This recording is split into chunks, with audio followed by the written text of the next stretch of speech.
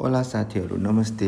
आज म तपाईँहरूलाई पोर्चुगलमा तपाईँको घर कन्ट्र्याक्ट फिनान्समा कसरी हेर्ने छ कि छैन भनेर देखाउन गइरहेको छु। त्यसको लागि पहिला चाहिँ तपाईँ क्रोम ब्राउजरमा गएर पोर्टल दास फिनान्स भनेर हान्नुहोस् अनि हानेको पहिलो लिङ्कमा तपाईँले क्लिक गर्नुपर्ने हुन्छ। त्यसरी यस्तो अप्सन आउँछ अनि त्यो माथि लगइन भन्ने छ, त्यहाँ लगइनमा क्लिक गर्नुहोस्। त्यसपछि यहाँ निफ्ट नम्बर भन्नेमा क्लिक गर्नुहोस् अनि मेरो चाहिँ अटोमेटिक भएको भएर मैले त्यो मेरो निफ्ट नम्बर हानी अनि त्यसपछि कन्टिन्यू गर्नुपर्ने हुन्छ। अनि त्यहाँनिर फेरि मलाई फिनान्सबाट कोड आउँछ, त्यो कोड हानेपछि बल्ल फिनान्सको पेज खोल्छ। म कोड वेट गरिरहेको छु। कोड आयो, यो कोडलाई मैले कपी गर्नुपर्ने हुन्छ। त्यसपछि फेरि अघिको ठाउँमा पेजमा गएर पेस्ट गर्नुहोस्, त्यसपछि कन्टिन्यू गर्नुहोस् अनि यसरी पेज खुल्यो होइन।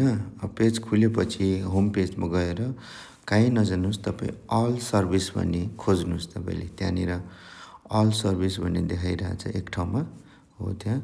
अब त्यसपछि तपाईँ तल आउनुपर्ने हुन्छ। तल आउँदै गर्नुहोस्, बिस्तारै स्क्रोल गर्नुहोस् अनि त्यसपछि त्यहाँनिर अरेन्डमेन्टो भन्ने छ।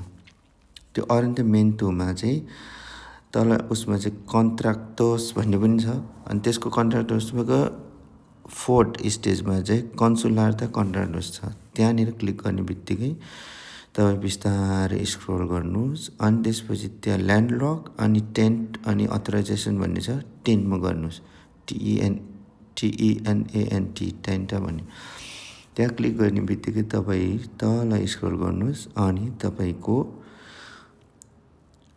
एड्रेस एक्टिभ देखाउँछ, कति पैसा तिर्छ तपाईँले मन्थली अनि तपाईँको साउको सबै देखाउँछ। त्यसपछि फेरि क्लिक गर्नुहोस्, यता सबै डिटेल यहाँभित्र देखाउँछ। कहिले तपाईँले लिनुभएको, कहिलेसम्म लिनुभएको सबै देखाउँछ अनि तपाईँको साउको र तपाईँ कतिजना त्यो घरमा बस्नु भएको छ भनेर चाहिँ यसमा डिटेल सबै पुरै आउँछ। तपाईँले यसरी हेर्न सकिन्छ तपाईँको हाउस कन्ट्र्याक्ट छ कि छैन भनेर फिनान्समा इन पोर्चुगलमा मात्रै।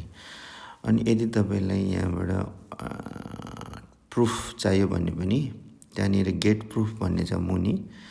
तपाईँ गेट प्रुफ भन्नेमा गयो भने तपाईँले तपाईँको पुरा डिटेल्स त्यहाँभित्र देखिन्छ।